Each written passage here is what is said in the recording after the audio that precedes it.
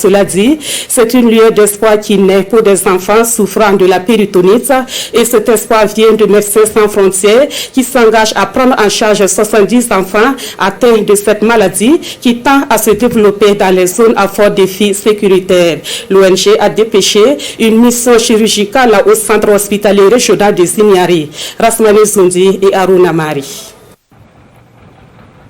Allongés sur ce lit d'hôpital au CHR de Zinyari, le regard vide et une partie de leurs intestins hors du ventre, ces enfants souffrent de la péritonite, une maladie souvent mortelle qui exige une prise en charge urgente. Au niveau de l'abdomen, il y a les intestins, l'estomac, les intestins, l'intestin grêle, le côlon. Donc, ces organes-là sont des organes creux, ils peuvent se perforer.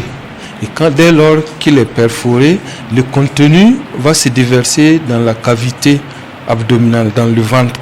Comme l'intestin est perforé, les selles vont se déverser dans cette cavité avec production de pus et ça va provoquer un ensemble de phénomènes qui vont contribuer à dégrader l'état du patient.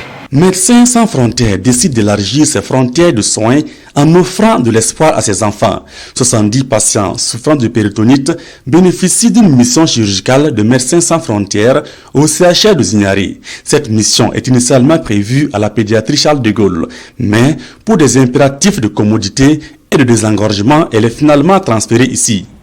Nous avons convenu d'organiser cette mission pour assurer le rétablissement de continuité de ces enfants, pour leur permettre de revenir à la vie normale. Médecins sans frontières a apporté tout ce qui est en support, notamment en médicaments et un appui financier aux alentours de 15 millions pour apporter assistance à ces enfants. À ce jour, près de 150 enfants porteurs de stomie digestive sont en attente de rétablissement de leur continuité digestive.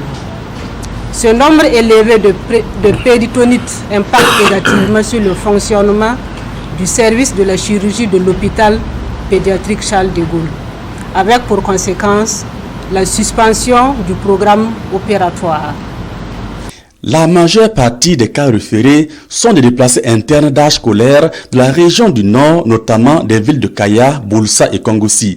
Les interventions sont assurées par des équipes de la pédiatrie Charles de Gaulle et du CHR de Zinyari et s'achèvent en fin septembre.